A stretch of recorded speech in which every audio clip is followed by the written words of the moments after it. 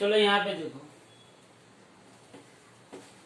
आज मैंने 4 न्यूमेरिकल का एक वीडियो रख दिया है। अब हमारे पास एक तो एक्सरसाइज का 16 बहुत इंपॉर्टेंट है, और एक्सरसाइज का 13 और 16 अभी देखते हैं, ध्यान से देखो। एक्सरसाइज का 13 क्या कहना चाहता है, देखो यहाँ पे। It is desired to measure the magnitude of field between the poles of a powerful loudspeaker magnet. A small flat search coil of area and number of turns दिए है, एरिया 2 सेंटीमीटर स्क्वायर,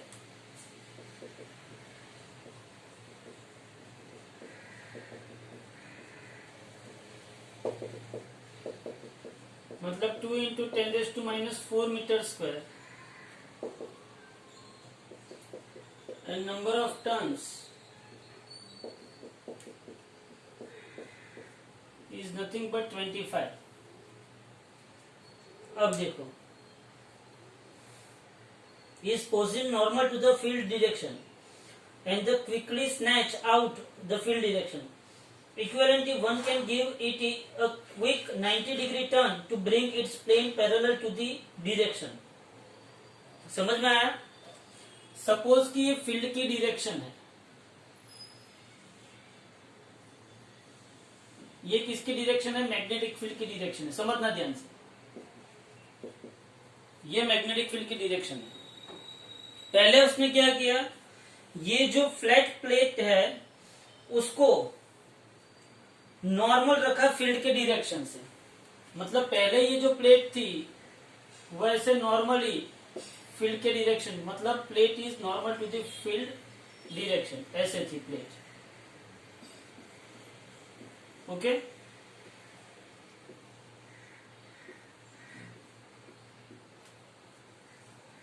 ये उसके ऊपर winding किया था।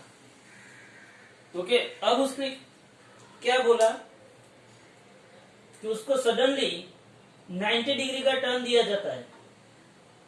कितना turn दिया जाता है? 90 डिग्री का टर्न, और वो फील्ड के पैरेलल आ जाती है, मतलब कि इसी को ही 90 डिग्री का टर्न देके इसी प्लेट को ऐसे फील्ड के पैरेलल रख दिया जाता है। समझना ध्यान से,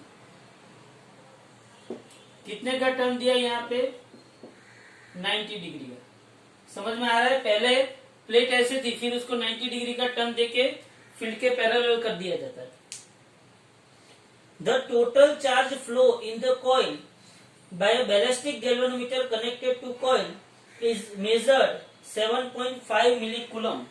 जब ये घटना बनती है तब चार्ज टोटल फ्लो कितना होता है? 7.5 मिलीकूलम, मतलब कि Q is equal to 7.5 into 10⁻³ coulomb. तो अगर रेजिस्टेंस ऑफ गैल्वेनोमीटर 0.50 ओम है तो estimate the field strength of the magnet. Resistance of, हाँ क्या हुआ?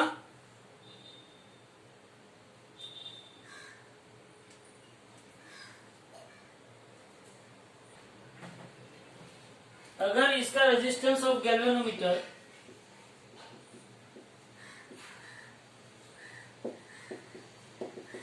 0.75 ओम है, 0.50 ओम है, तो मैग्नेटिक फील्ड कितना होगा? तो आपको मैग्नेटिक फील्ड पूछा है, बोलो क्या करेंगे? चार्ज दिया है, आर दिया है, बी और एन दिया है, और ए और एन दिया है। तो याद करो, हमारे पास इंड्यूस्ड ईएमएफ का जो इक्वेशन था, mod of E is equal to N delta five by delta T. Okay, induced EMF का मेरे पास इक्वेशन था, mod of E is equal to N delta five by delta T. बोलो, and दूसरा मेरे पास इक्वेशन था E is equal to I into R. तो तो मैं I R is equal to N delta five by delta T लिख सकता हूं। बट अगर मैं इलेक्ट्रिक करंट को देखने जाऊं तो आई इज इक्वल टू क्या होता है, delta Q by delta T. So I की जगह पे मैंने क्या रखा, delta Q by delta T into R is equal to N delta five by delta T. बोलो समझ में आ रहा है? समझ में आ रहा है? ये मेरे पास delta Q by delta T R N delta five by delta T cut हुआ, delta Q into R N. Five की जगह पे मैं क्या लिख सकता हूं, फाइव की जगह पे मैं क्या लिख सकता हूं, सोचो। फाइव इज इक्वल टू क्या है, बोलो। डेल्टा फाइव इज इक्वल मैं क्या लिख सकता हूं, डेल्टा फाइव इज इक्वल मैं लिख सकता हूं phi two minus phi one. But यहां पे आप ऐसा सोचो, हियर इनिशियली थीटा वन क्या था, थीटा वन मतलब बी और ए के बीच का एंगल। बोलो यहां पे मैं मैग्नेटिक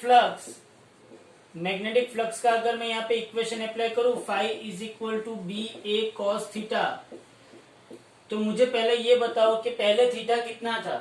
पहले ऐसा था प्लेन, पहले प्लेन ऐसा था तो उसका एरिया वेक्टर ऊपर तो कितना आता था, बोलो। एरिया वेक्टर ऊपर है तो बोलो कितना आता था, एरिया वेक्टर यहाँ पे और मैग्नेटिक फील्ड भी वहां पे।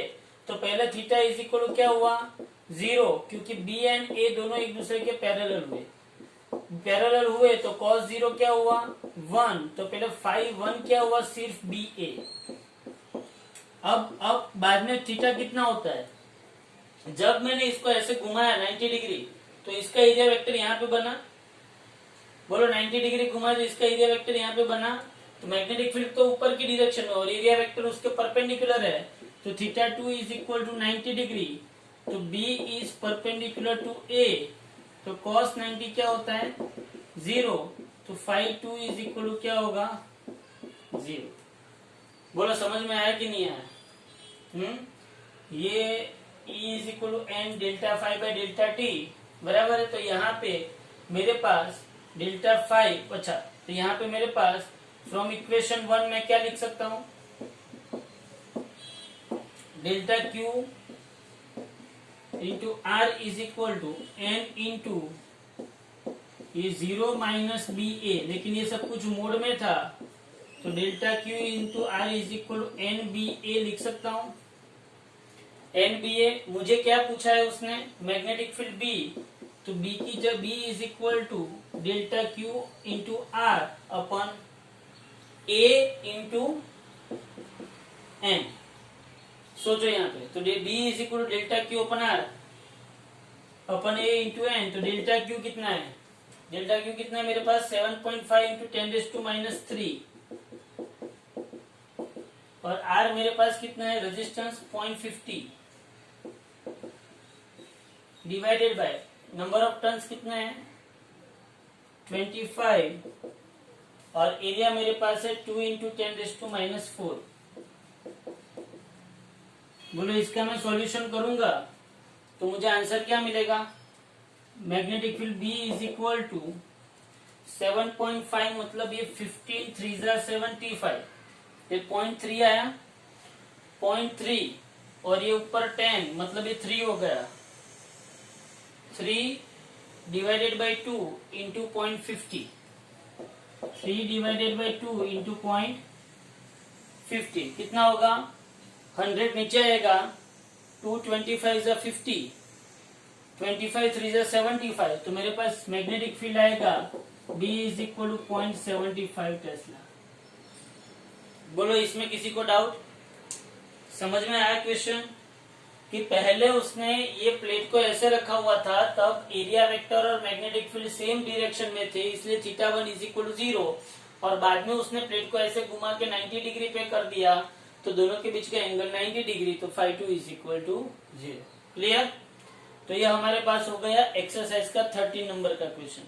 याद रखना यहाँ पे चार्ज दिया था, एंड रेजिस्टेंस दिया था, इसलिए मुझे ये आइडिया आया कि भाई ना कुछ करके तो मुझे करंट एंड रेजिस्टेंस वाला इक्वेशन लाना पड़ेगा। चलो ले लो स्क्रीनशॉट इसका।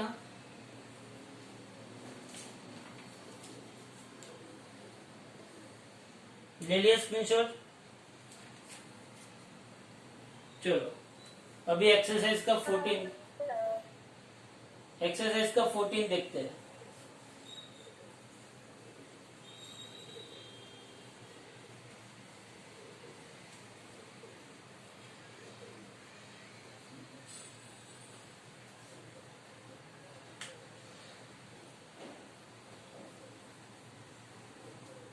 चलो यहाँ पे देखो, एक्सरसाइज का 14 देखो, बहुत बड़ा क्वेश्चन है और उसको ध्यान से समझना पड़ेगा। देखो चलो,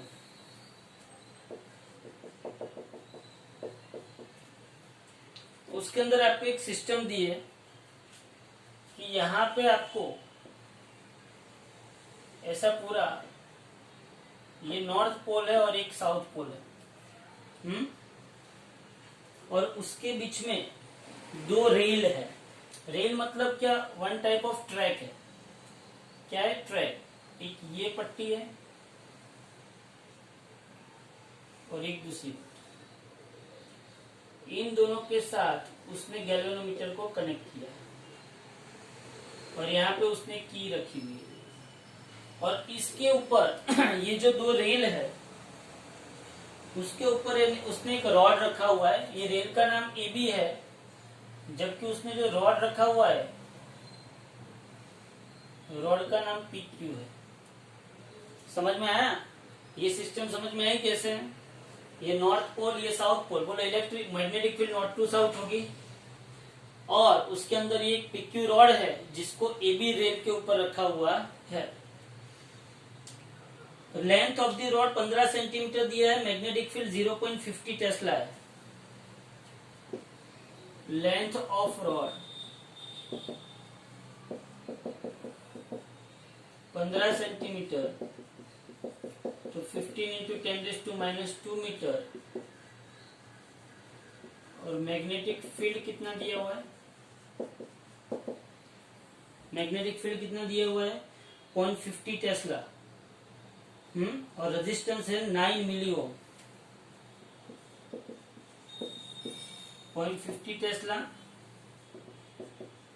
और रेजिस्टेंस R है 9 मिली ओम। चलो अभी यहाँ पे देखो, उसने पहला क्वेश्चन क्या पूछा है कि सपोज K इज ओपन, ये जो की K है उसको ओपन रखा है, और ये जो रॉड है उसको 12 मीटर पर सेकंड से घुमाते हैं। इसके ऊपर कितनी स्पीड से घुमाते हैं? 12 मीटर पर सेकंड की स्पीड से यहाँ पे घुमाते हैं। बोलो वेलोसिटी ऑफ रॉड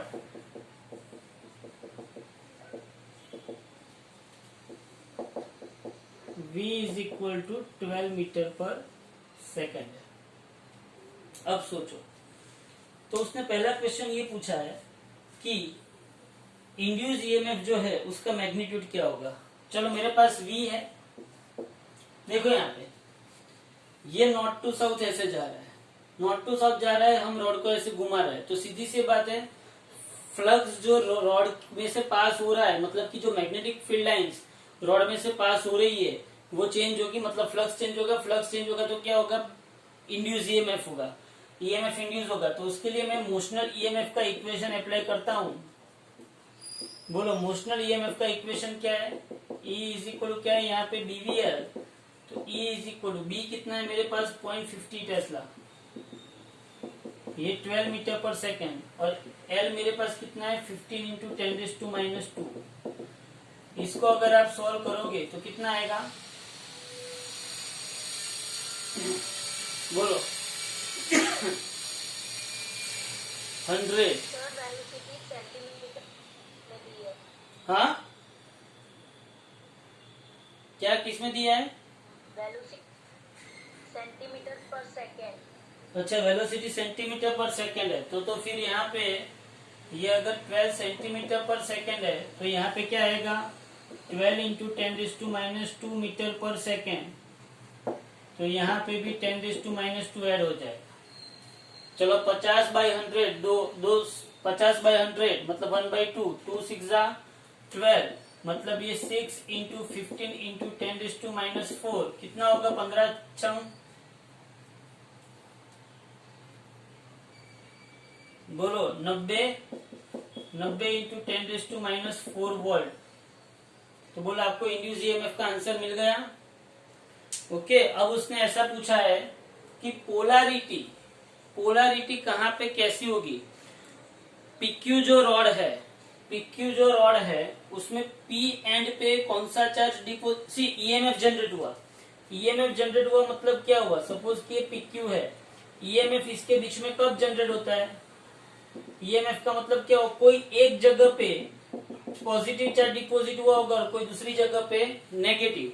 सोचो यहाँ पे क्या हुआ होगा। देखो मैग्नेटिक फील्ड ऐसे है,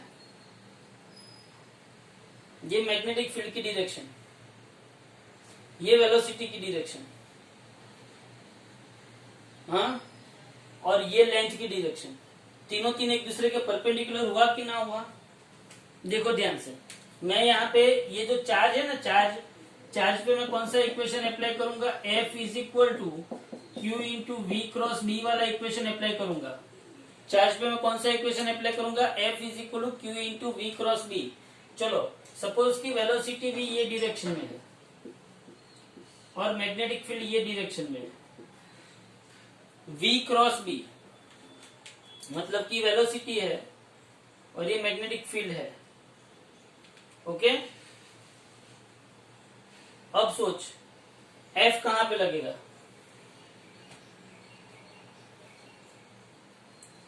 F कहां पे लगेगा, V क्रॉस B, ये V है, अरे भाई ये V है, V cross B, V cross B, और रॉड ऐसे है, समझो आप।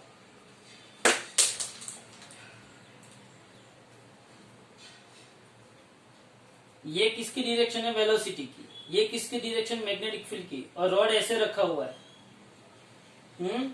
तो F सपोज कि यहाँ पे कोई Q चार्ज है, कौन सा चार्ज है, Q चार्ज V वेलोसिटी से ऐसे जा रहा है, तो V क्रॉस B, तो Q चार्ज पे फोर्स कहाँ पे लगेगा, अंदर की बाजू लगेगा। अंदर की बाजू रॉड का कौन सा पॉइंट है, P पॉइंट, समझ में आ रहा है ना। ये रॉड ऐसे है, समझो ध्यान से, ये रॉड ऐसे जा रहा है, मतलब कि Q चार्ज ऐसे जा रहा है, पॉजिटिव चार्ज, तो पॉजिटिव चार्ज पे फोर्स अंदर की साइड लगेगा, मतलब कि पॉजिटिव चार्ज कहाँ पे इकट्ठा होगा,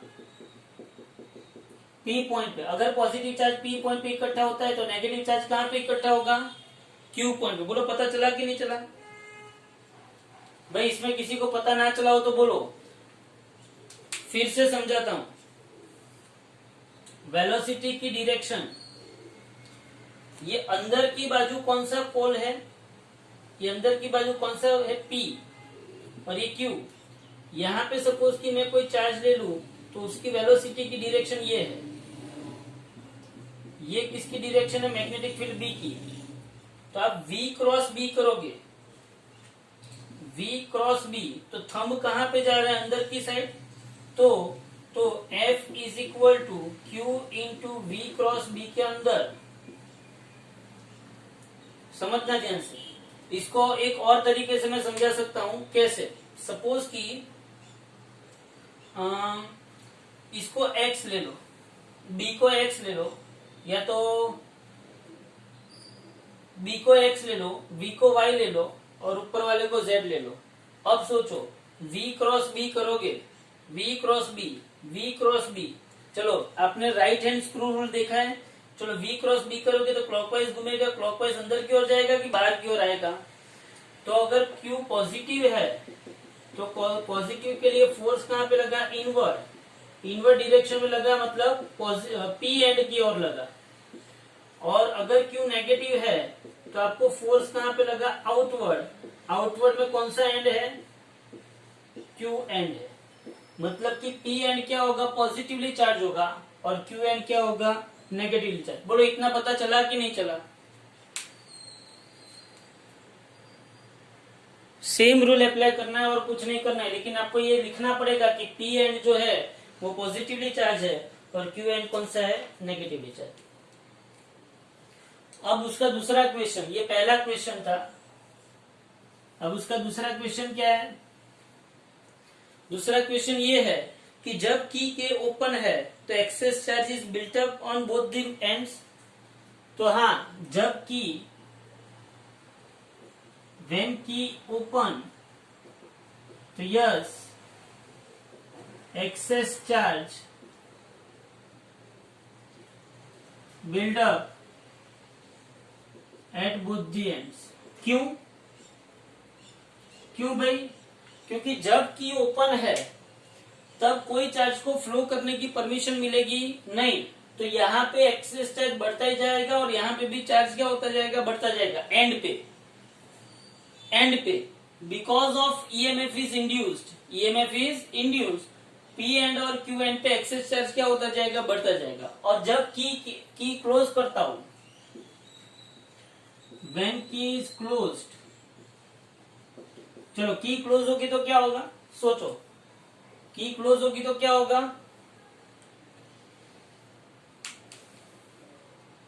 बोलो, की क्लोज होती तो करंट सर्किट पूर्ण होगी, सर्किट पूर्ण होगी तो क्या होगा, charge flows, so excess charge is maintained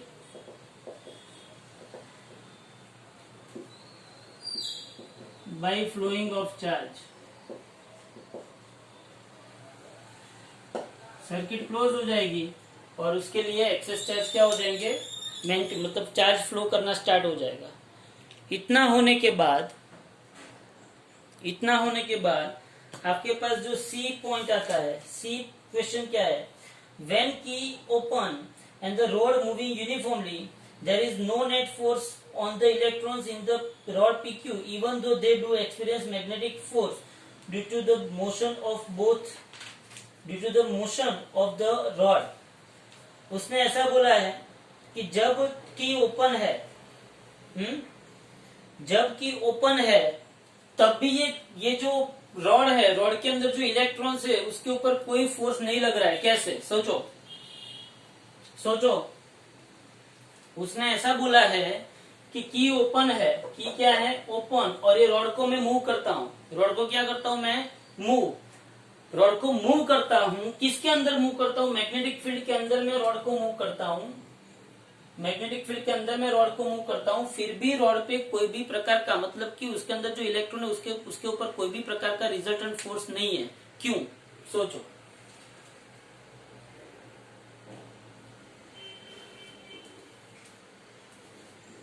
there is no net resultant force,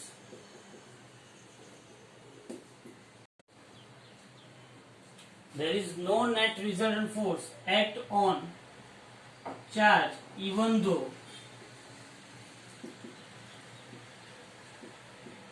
rod is moving with constant speed on rail in uniform magnetic field, uniform magnetic field, because भाई electron इसके अंदर move कर रहा है, आपकी बात सही है, इलेक्ट्रॉन v वेलोसिटी से मैग्नेटिक फील्ड के अंदर मूव कर रहा है, आपकी बात सही है, लेकिन साथ में ईएमएफ जनरेट हुआ ना। अरे ईएमएफ जनरेट हुआ मतलब ये पॉजिटिव और ये नेगेटिव हुए, मतलब कि उसके ऊपर मैग्नेटिक फोर्स तो लग ही रहा है, साथ में दूसरा कौन सा फोर्स लग रहा है, इलेक्ट्रिक फोर्स। मैग्नेटिक फोर्स तो लग ही रहा है, साथ में कौन सा फोर्स लग रहा है, इलेक्ट्रिक फोर्स। समझ में आ रहा है? तो की जब ओपन है, की जब ओपन है तो magnetic force is cancelled by the electric force, हाँ, की because the magnetic force is cancelled by an electric force, and this electric force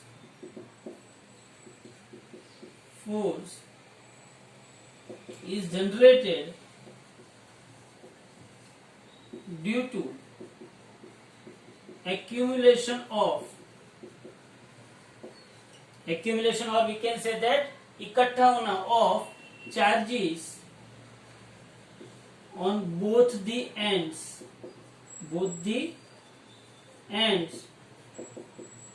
of the rod.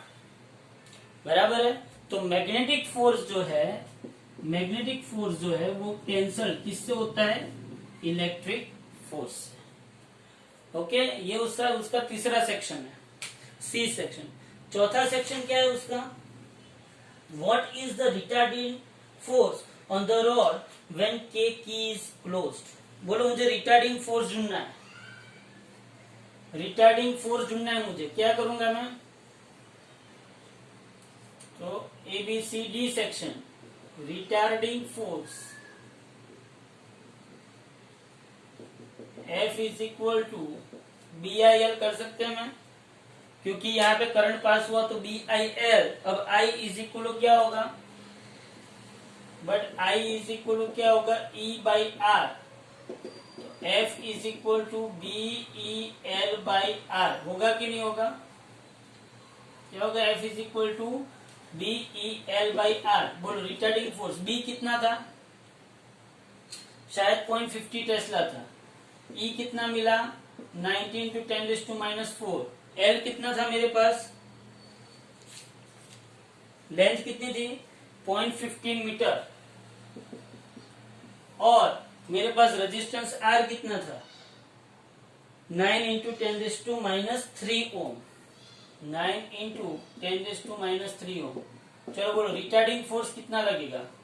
ये 9 और ये 10, 90। ये कितना होगा? बोलो, ये कितना होगा? 9 × 10 90। ये कितना होगा? ध्यान से देखो, 50/100। ये 10, ये 10⁻⁻1 मतलब, और ये 15/100 जो आता है वो आपके पास फोर्स। बोलो, फोर्स मिल गया। अब उसने, ये तो भी ABCD हुआ, EFG तक है। ये तो ABCD हुआ। अब E पोर्शन क्या है? ध्यान से देखो, ये रिटार्डिंग फोर्स मिल गया आपको। F is equal to bill, ABCD। अब E पोर्शन क्या है? कि मुझे पावर ढूंढना है, द सोर्स पावर। मुझे क्या ढूंढना है? How much power is required to keep the road moving at the same speed when key is closed. जब की क्लोज है तब मुझे कितना पावर उसको घुमाने के लिए लगेगा? तो बोलो, पावर का इक्वेशन क्या है? याद करो, पावर इज इक्वल टू क्या होता है? Work upon time. या तो मैं ऐसा लिख सकता हूं, वर्क अपॉन टाइम। लेकिन वर्क इज इक्वल टू क्या होता है? Force multiplied by displacement. Work is equal to क्या होता है? Force multiplied by displacement. तो power is equal to force, position upon time क्या होगा? V। बोलो, फोर्स कितना लगा यहाँ पे? फोर्स कितना आएगा?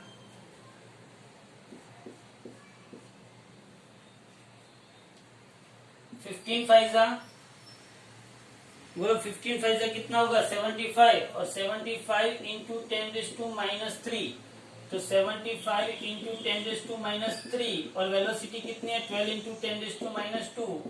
तो मुझे पावर कितना चाहिए? इतना वॉट पावर चाहिए to keep moving rod with constant speed. मुझे उसको कांस्टेंट स्पीड से मूव करवाने के लिए इतना पावर चाहिए। ओके, तो ये मुझे क्या आ गया? पावर मिल गया। और डिसिपेटेड पावर कितना होगा? ABCDE। अब F। बोलो, डिसिपेटेड पावर कितना होगा?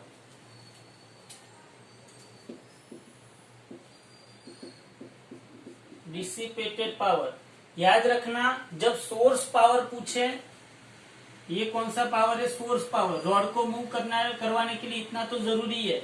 और डिसिपेटेड पावर जब पूछे, पावर का डिसिपेशन कहाँ पे होता है? रेजिस्टेंस में। कहाँ पे? कोई भी कंडक्टर ले लो, उस कंडक्टर में आई करंट बहता है और उस कंडक्टर का रेजिस्टेंस आर है, तो डिसिपेटेड पावर का इक्वेशन क्या आता है? आई स्क्वायर आर। कोई भी कंडक्टर ले लो, उस कंडक्टर का रेजिस्टेंस कितना है? आर है। कितना है? आर। और उस कंडक्टर में से कितना करंट पास हुआ? आई। तो डिसिपेटेड पावर कितना होता है? P is equal to I square R. बोलो आई आगे हमने ढूंढा, आई का इक्वेशन क्या है? तो square by R square into R, R आर कर, तो आई इज इक्वल टू क्या आएगा? E square are. ई मेरा कितना है? ई मेरे पास कितना है? 90 इंटू 10⁻⁻⁴। 90 इंटू 10⁻⁻⁴ का स्क्वायर डिवाइडेड बाई 9 इंटू 10⁻⁻3। इतना करोगे तो आपको क्या मिलेगा? डिसिपेटेड पावर मिलेगा। बोलो समझ में आ रहा है?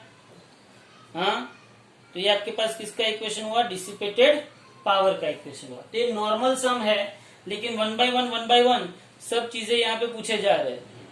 ओके, तो आप लोगों को बहुत अच्छी तरीके से इसको समझना पड़ेगा, तभी जाके आपको बढ़िया रिजल्ट मिल पाएगा। ओके, तो ये आपका हो गया एक्सरसाइज का 14 नंबर का sum. Okay, thank you very much.